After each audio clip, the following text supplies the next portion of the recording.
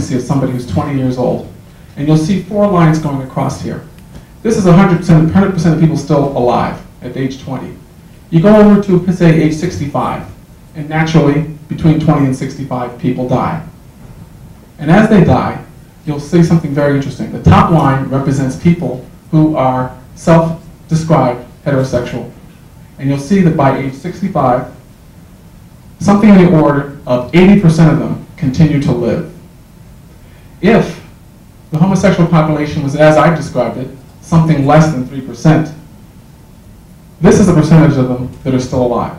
Something less than 40%. These are people who self-describe as homosexual. So the activity has very clear public health implications, which I laid out to you in detail. And that detail must be drawn across lines, because there are a number of things individuals can do which don't speak to the real activity. For example, let's take something you all know about, and many of you probably are very much against: cigarette smoking. Does everybody who smokes cigarettes die of a pulmonary disease? The answer is no. In fact, we estimate that cigarette smoking takes about 8 years off your life. According to this epidemiological study, participating in homosexual sex as a male takes about 20 years off your life. Does this mean that every homosexual is going to die early? No, it doesn't. But it does mean that it has very serious public health implications. And lastly, I want to say that we can do a number of things which we can get away with for a while. But you have to remember, life is a lot more like a snapshot, a lot more like a video, rather, than a snapshot. You can look at it in a moment in time and think there are no consequences. But as time goes on, things start to change. And I can look very easily at Black America. In Black America, we decided that welfare was a good thing. Black America survived slavery. Do you know that? Do you have any idea how destructive American slavery was? The most destructive form of slavery known to mankind. You know what happened? The black family survived. They thrived, they survived, they lived on. We lived through Reconstruction.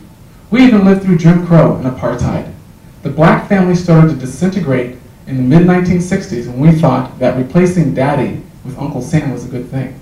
And then men started disappearing from their families. And at this point in time, 70% of black kids are born to parents that are unmarried. The point being that welfare looks like a good idea as it was practiced then. And in a moment in time, it looked good because an individual woman got a check that supported her in a way that she wasn't being supported by the government before. But over time, it's proven to be destructive.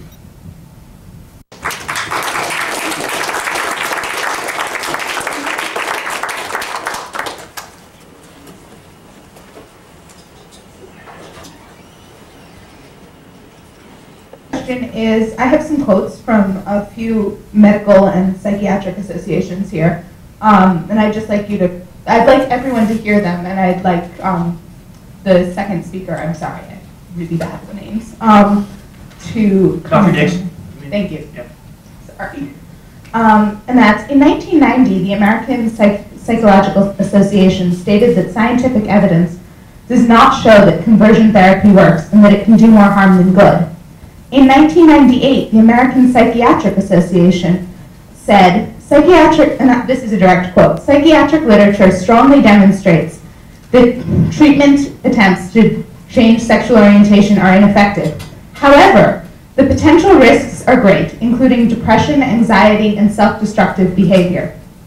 The American Medical Association said most of the emotional disturbance experienced by gay men and lesbians around their sexual identity is not based on psychological causes, but rather is due to a sense of alienation and an unaccepting environment. For this reason, aversion therapy is no longer recommended for gay men and lesbians. So I'd like to know sort of what data you're coming from if it's not from these associations. I'd also like to know, when I was born, I received blood transfusions from a blood bank that hadn't been tested. And I was lucky, I didn't get AIDS. However, I firmly believe that people need to give blood regardless of who they are, because that's what saved my life. And nowadays, the blood banks do screen blood from anyone. At this point, you can't give blood if you're a gay man, if you've had sex with a gay man since 1973, I believe the year is, or if you are a woman who's had sex with a gay man since 1973, but this neglects the fact that the AIDS rate is rising fastest in African American heterosexual women. Why don't let Dr. Diggs respond to that? I think I just wonder how he feels about the fact that they now test blood that goes into blood banks, and why should homosexual men no longer still be unable to donate blood? You want to talk about that as well, Brian? Well, has she been here the whole time? I answered all your questions with except for the blood transfusion question already. I will briefly restate them, and that is that the APA, both APAs and the AMA, took their positions because they were intimidated by raw political chutzpah, not because of any data. I think when you look to the source of the articles you mentioned, most of them are going to be found in editorials and not based on any new scientific discoveries at all. I can assure you this. I can also write on the board, I'll do this when one of the other speakers is speaking, there's this website that can describe this to you in excruciating detail. Furthermore, the idea that somehow the therapy was harmful has never been proven. The issue of the increased rates of depression and anxiety somehow being related to conversion therapy rather than the homosexual activity or some other underlying cause itself has not been supported by the data. I gave you the most recent article. If you look up this article, and you'll see that's a statement pertaining to this, you can go to the original article. You don't have to believe me. So I answered all those questions before, and I just gave you a brief rejoinder. In regards to the issue of blood screening, I agree, but part of the problem we have is that because of our reaction to AIDS as a political problem rather than a public health problem, we have not done some of the very good public health interventions we could do. The change in the demographic of HIV in America is a very good point you make. The problem with the blood screening is that it's not perfect. You can still transmit HIV despite the blood screening. So that's why they continue to ask those questions and they continue to be relevant. I think that covers most of your, but just off to the side a little bit, the comment you made. If you're a woman that's had sex with a gay man, you speak directly to the whole problem I was telling you about definitions. How is it that a gay man is having sex with a woman? Bisexuality. But they don't call themselves bisexual, man. And if it's, well, you can, McGreevy did not call himself. First of all, I'm not getting into debate in this back and forth in the audience. You know, if you want to have your own forum, sir, you can do that. But the point is that McGreevy did not call himself a bisexual. He said, I am a gay American. Would any, Brian or Jim, would like to comment on that one too, or no?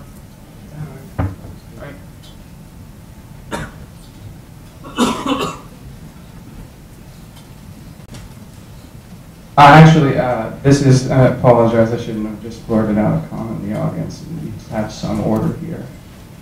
For the two gentlemen on either side of Dr. Diggs, I honestly can't disagree with you because you have a matter of opinion. But my background is in clinical science. I'm a PhD student in bioengineering. My specialty happens to be in genetics and neuroscience. So I can disagree with Dr. Diggs on a scientific level.